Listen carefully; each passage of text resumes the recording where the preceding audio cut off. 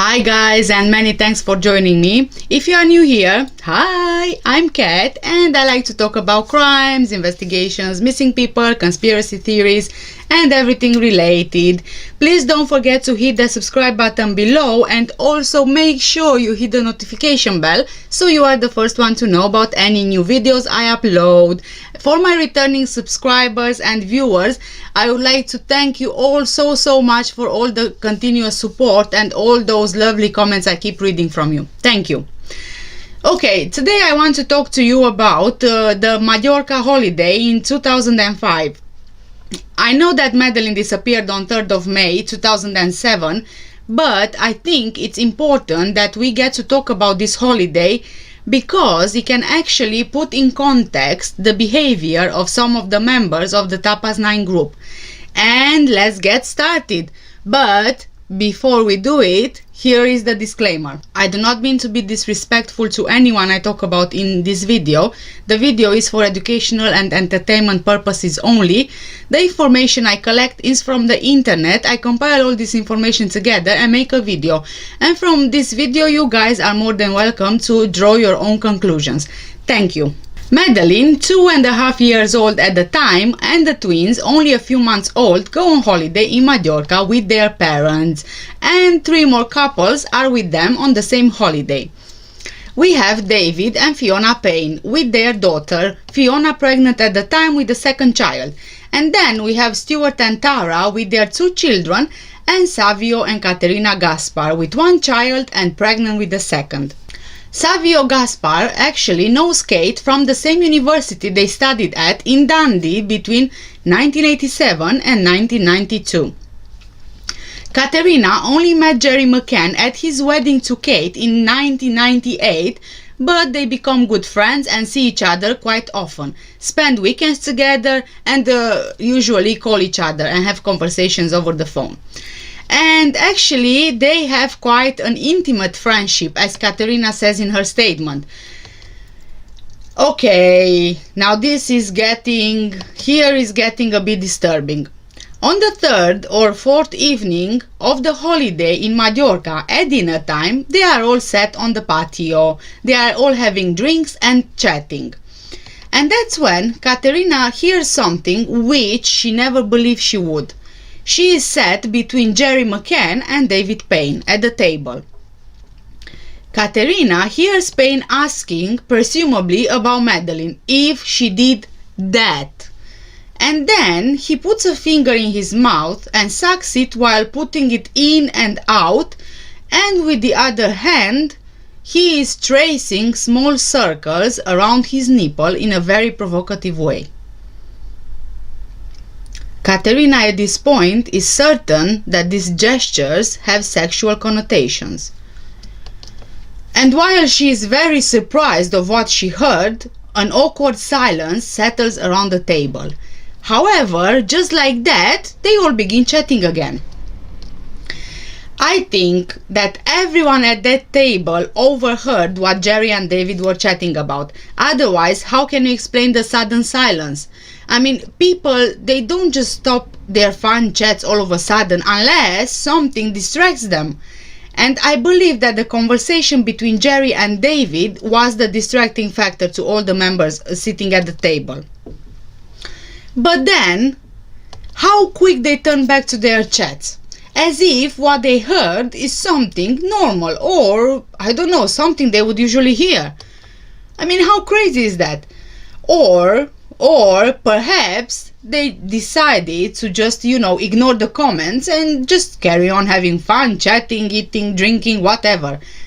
God knows what was in their brains, really. Oh, God knows. It's safe to say that Caterina doesn't trust Payne anymore around the kids, and at this point she realizes she fears the safety of her own daughter and the other children. And then it happens again. Payne's talking about an imaginary situation and Caterina believes he was actually talking about his own daughter. You'd think by this point that he already learned his lesson, right? But I'm asking, do they ever learn their lessons? Katerina believes that David Payne is looking at little girls differently and that he was looking at child pornography on the internet. During this holiday, the fathers are bathing the children, but Katerina, after having witnessed what she did, she doesn't allow her daughter to be near Payne. Katerina also warns her husband to be careful around bath times, especially if David would bathe the children. After hearing the same thing from David, not only once but twice, she was quite sure of David's thoughts toward girls. During the same stay in Majorca, David, Fiona and their daughter took Madeleine to spend the day with them so that Kate and Jerry can have some rest and spend time with the twins. I mean, okay, so let me get this straight. Madeleine spent the day with David and Fiona so that the McCanns can spend time with the twins? I mean, wasn't Madeleine part of the same family? Wasn't Madeleine their child as well? Why did she need to be somewhere else anyway? Was she really an inconvenience that she couldn't, stay with her siblings and her parents? I mean, seriously, what's up with that? I could never do that. Pushing my older kid to a side to spend the day with someone else so that I can spend the day with my smaller child, with her brother. It doesn't make any sense, does it? But not only did they leave the kids alone in Praia da Luz whilst they were out drinking and stuffing their faces, but they've done it before that. And even before Majorca, in Greece. And they think that this is what a family holiday is? I mean, oh my god, these are some really, really selfish people in my opinion. And I'll tell you what, even in Greece there are allegations of the same behavior from David Payne. So, I have to ask this. Why did they carry on going on holidays together when they knew very well David's interest in girls? I mean, what was so important about Payne being on all those holidays that they ignored the obvious? It's right there, it's in front of you. Why don't you want to see it, Why don't you want to see it? It's there. I mean, if he is a risk to all children. I really don't get it. Most people would steer well away from this kind of individuals, but not the McCanns. Needless to say, after this holiday, Katerina and the Paynes will only meet once more, and over the next years, the relationship between Katerina, Savio, Gaspar and the McCanns will become distanced, only seeing each other at children's birthday parties. And now, we need to move on to year 2007, okay? Katerina finds out from the TV Madeleine is missing. According to her, the first question she asks her husband is if David Payne was on the same holiday with the rest. Her husband didn't know, but she later found out when she saw him in the background in a footage shown on telly. I've been asking myself the same question, as I'm pretty sure you guys have asked as well. If Katerina believed Payne a pedophile, why did she allow her daughter around him? And why didn't she go to the police sooner after the Majorca holiday, right? So, I was trying to figure it out, really. And I'll try to explain it as best as I can in my own words. Whilst I don't put blame on anyone or defending anyone, I think that Katerina thought that she might be overreacting. Yes, I know you can't overreact when you hear something like this, but what if she doubted herself? Maybe she believed that she heard wrong, or maybe when she saw the others not giving it any importance, she thought nothing was wrong. So she became suspicious at one point, and then she told her husband to be careful with their daughter around Payne. But maybe she thought that she is exaggerating. Maybe she thought that this group of people, or in particular Payne, is not that kind of person, as I really like to believe, you are somehow defined by the friends you have. And if you look at them, they are middle class, doctors and professionals. It would never cross my mind someone like this could do something so bad. I think that Katrina was perhaps trying to ignore her instincts. I mean, come on, I'm pretty sure that you went through something like that at one point in your life. When you believe with all your heart something is not quite right, but then you second out yourself and you try to ignore that instinct. I mean, it's not a comparison by no means, but it's just, I think it's just human nature when you have second thoughts about something, and it's like sort of you are trying to, I don't know, sabotage yourself, so to speak. But I think you get the point. And I'll be completely honest with you. I was verbally, physically and sexually abused by my ex-husband, and I never once reported him to the police. I was ashamed and I was scared. So all those things actually stopped me from going any further. And also the fact that I knew being married to him, the police wouldn't do much. Because you can't really say you've been sexually abused by your husband, if you get what I mean. So, in my opinion, these things, no matter how terrible they can be, sometimes people, for various reasons, decide not to go any further. But anyway, let's get back to it. Also, on the other side, we need to look at this as well. On the other side, this kind of accusation can destroy someone's life. So you have to be really, really careful when you try to make it. Pedophilia is something which will stain a person forever if not guilty. So I'm not even surprised that she didn't do anything earlier. Plus, there's always the evidence side of it. If you don't have any evidence, there's very little chance that the police will do anything about it. And especially when you have a group of people, and that group of people, they seem to think that the conversation is normal, and then out of that group of people who are friends with each other for years, you as a person who just got to know them, and you to come up with an accusation like this, it's even worse, because then the police might think, oh, you know what, but there were like 9 people there and no one said anything about it, and no one accused Payne of anything like that. So how can you as a person, only one person out of the whole group sitting at the table, accuse someone of something like that? How come you heard but no one else did? You know what I mean? It's something like that. Katerina's husband was also friend with Kate McCann, so I assume that she probably didn't want to ruin their relationship by accusing David of something, especially if she would be wrong. But when Katerina heard on the news of Madeleine's disappearance, her instinct kicked right in, and she decided now is the time to come forward. So on the 16th of May 2007, Katerina Gaspar and her husband both make statements to Leicestershire Police in which they express their concern over sexually suggestive gestures made by Payne whilst on holiday in Majorca.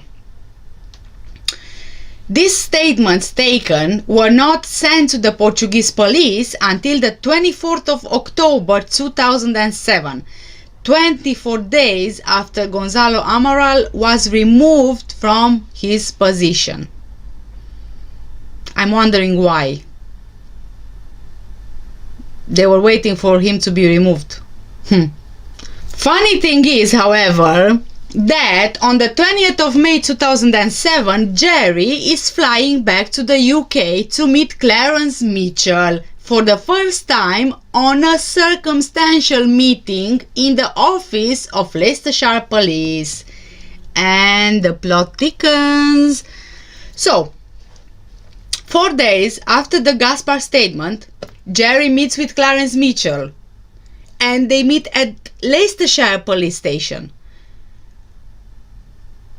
Oh, Clarence Mitchell, your very first time getting your hands dirty for the McCanns. It's not like you didn't get them dirty before, but this is the first time with the McCanns. I really do believe, in all honesty, the so-called meeting was orchestrated between them and the Leicestershire police. They had to come up with a plan to cover this pedophilia allegation because, you know, it wouldn't look good on the parents who are trying to look as innocent as possible. Also, it's no coincidence, in my opinion, that Gordon Brown visited the same police station just 3 days after the McCanns returned to England. And this visit was under the pretext of a community neighborhood policing. There's no coincidence here, I don't think so. And you know why? Because Leicestershire police is influenced by Freemasons. Yeah, you know, Gordon Brown, Freemason. Police officers at Leicestershire police are also Freemasons, and Freemasons help each other in covering each other's crimes. Jerry, an alleged Freemason as well. So yeah, you know, it all goes around and round and round in circles. And you know, the more you think about it and the more information you find, the more you are able to actually connect the dots and try to figure out why and how it happened. Police Constable Phil Caswell is working for the Leicestershire Police since 2000 and he is a Freemason, but I'm pretty sure if you look in more detail you will find many more members. And now I want to take you back to Amaral's book and let's do a bit of reading, okay? You know how I love this book, so yes, I quote, "That information, very important for the progress of the investigation, was never sent to the Portuguese police. When the Portuguese investigators learn about similar events that allegedly took place in Greece, without, however, obtaining reliable witness statements, they tell the English police, who even at this point refrained from revealing what they know on the subject. It will only be after my removal from the investigation in October 2007 that this statement will finally be sent to the Portuguese police." Why did the British keep it secret for more than 6 months? It is all the more surprising that David Payne, who planned the trip to Majorca, of whom it was known that his behavior toward the children was, to say the least, questionable, is the same person who organized the holiday in Portugal, that he is one of the closest to Madeleine, and that he is the first friend of the family to have been seen with Kate McCann just after the disappearance. He was still present in Villa da Luz when the English police received that witness statement. Why wasn't he interviewed immediately? I'll tell you one thing. The 6 months, why didn't the police send that statement for 6 months? I think that those 6 months, they were very beneficial to them to come up with a plan and to try and cover things up, and you know, to try to excuse this kind of witness statements, something like that. Anyway, 6 months is a very long time. 6 months, you have plenty of time to come up with a great story, and you also have plenty of time to make sure that the head of the investigation is dismissed. Yes.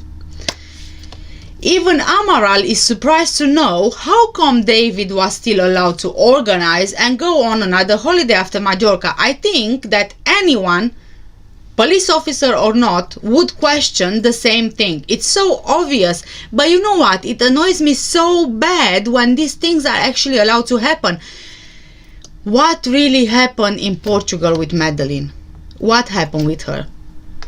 The disturbing fact is that the Payne allegation was never followed by the British police.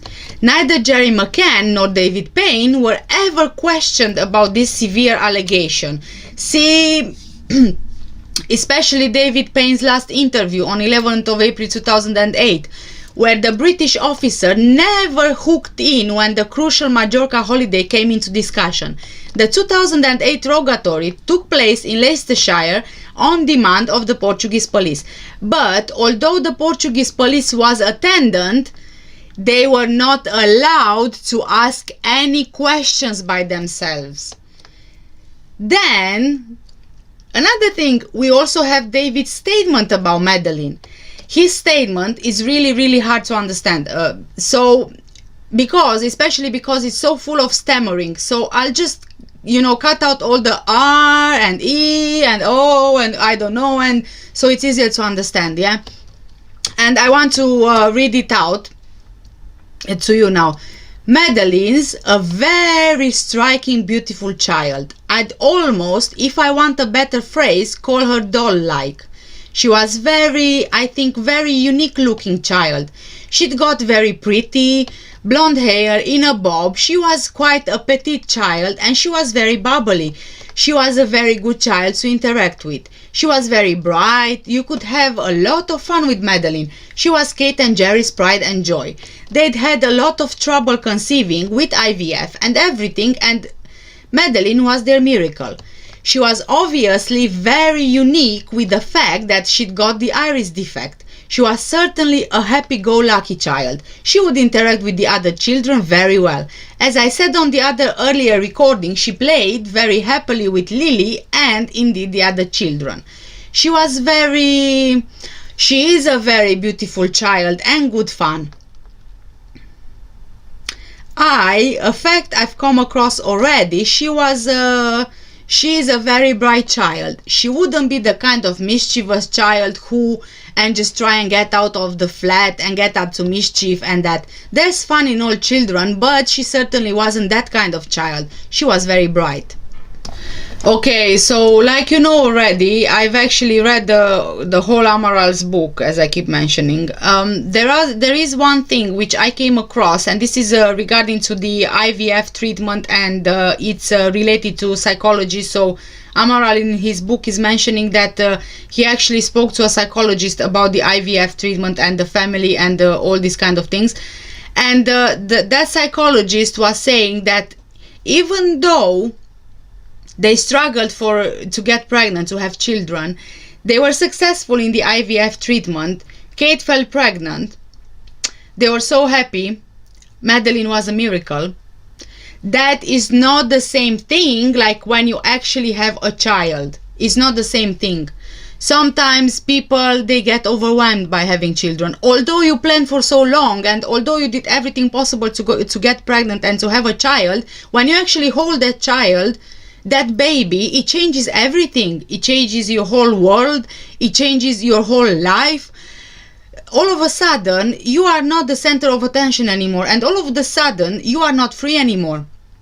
You can't just go about, have fun, enjoy yourself with your friends and so on and so forth. You have to be that parent to the child and have a responsibility, because that child's life is in your hands, literally in your hands. So what the psychologist said in the book made a lot of sense, because it's just not the same thing. It's not the same thing. So many people in this world, they are desperate to have children. They are desperate to get pregnant. They do get pregnant in the end, and then they have the child, and then all of a sudden they are not happy anymore and they don't want the child anymore after the child was born, after they went through so much to actually fall pregnant and have children. They realize it's not all like like a movie. It's not all a fantasy world, is it? It's not all pink and butterflies and flowers and whatever. Okay, let's get back to David Payne. I think that this individual knows what happened to Madeleine. And notice how he keeps referring to her in the past tense. She was, but then he realizes and he rephrases, she is a very beautiful child. And this is precisely how you talk about someone who passed away. Not about someone who's been abducted, no. And not about someone you think they might have passed away, but about a person you know for sure that they passed away. About a person where you actually have the confirmation that they are not alive anymore.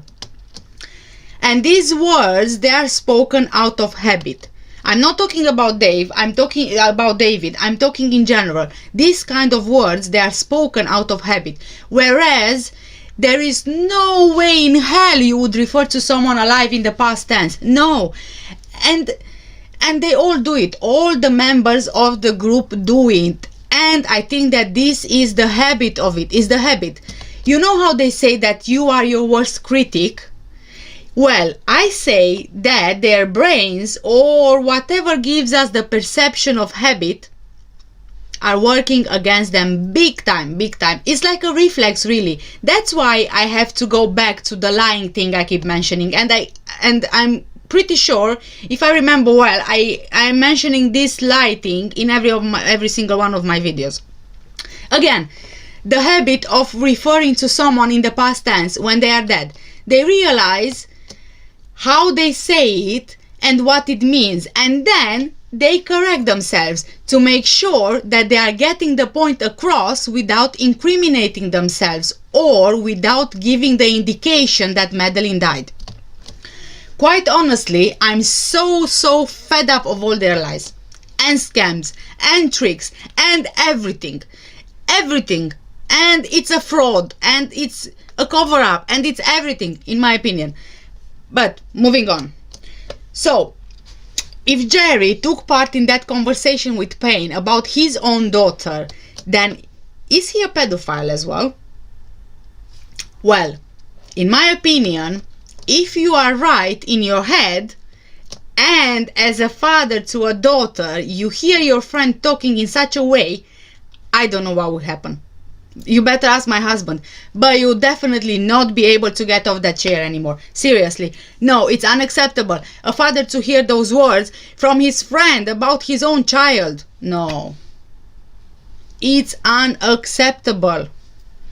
This is crazy. I mean, in what world is it okay? In what world is it okay? And in what world do we actually turn a blind eye to the obvious? And why? Because he's Jerry Mccann?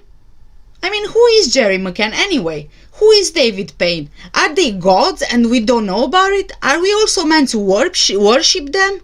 Seriously? I'm getting really worked up here, guys. But okay. Okay. But hold on, did you know that Brian Kennedy, the business tycoon and their benefactor, has a villa in Majorca? Sadly, I couldn't track the villa, but if this is true, that means that they knew each other before Madeleine's disappearance. Some really strange things happening. Then we also have Clement Freud with a villa in Portugal linked to pedophilia, whom the McCanns visited right after Madeleine's disappearance. And then there's also one last thing which I forgot to mention about David Payne. Yvonne Warren Martin, a social worker from England, recognized Payne in Portugal whilst she was on holiday in Lagos, at the same time of Madeleine's disappearance. She recognized him from a situation that she previously investigated, which was related to child neglect or sexual abuse. And before I end this video, there is one last point which I really want to touch, and that is Jerry's CATS record. WPC Software Company sells the CATS system to UK police forces and the government.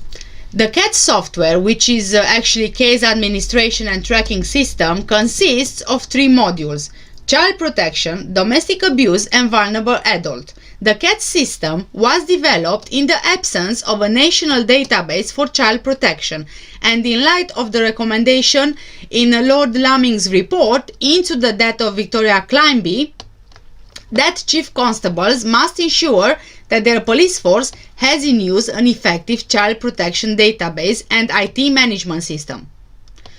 CATS gives a much clearer picture of the child or vulnerable person referred to them. The data collected in CATS can be used to piece together vital information on family background of that individual, helping the user make more informed decisions. CATS may also be used to help identify previous accusations against suspects, offering further lines of investigation and valuable information to help assess the safety of the vulnerable person. Incidents go through a managed process, from a new referral to a finalized incident. As a case is progressed, CATS validates the information collected and ensures the case has visibility to the relevant officers and staff members. Incident reports can be generated for sharing of information between police and social services. A full audit trail is available in CATS, which enables supervisors to monitor usage of the system. Customers who use CATS include Leicestershire Police, among other forces.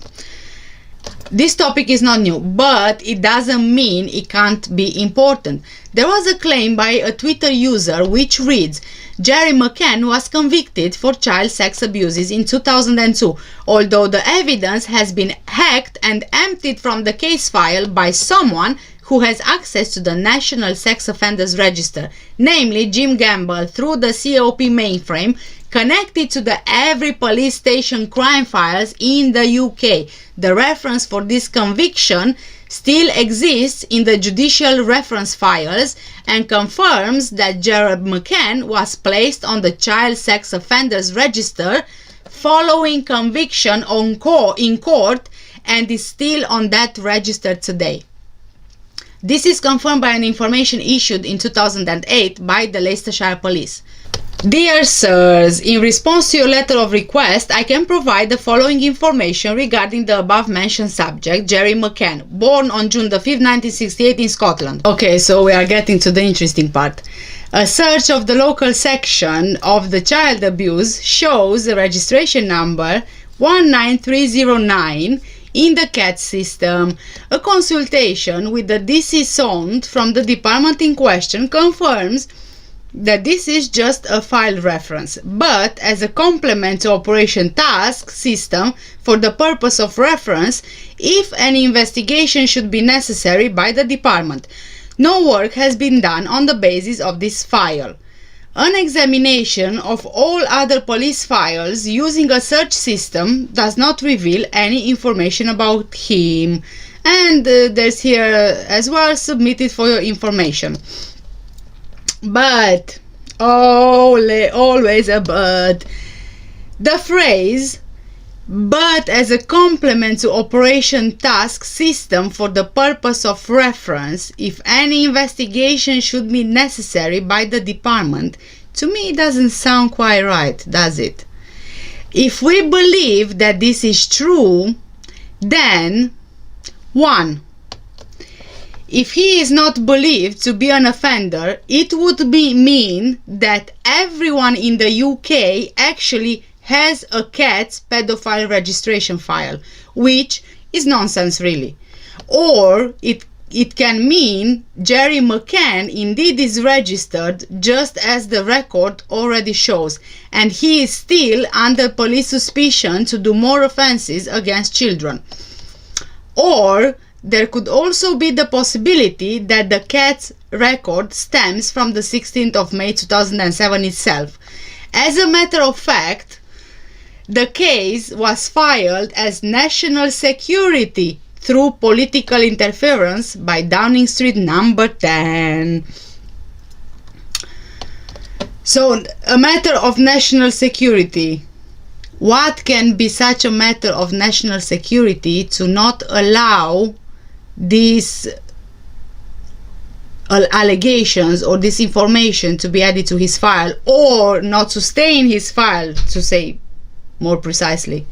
Because in my opinion, at one point the information was there, but it was you know, like it grew wings and flew away.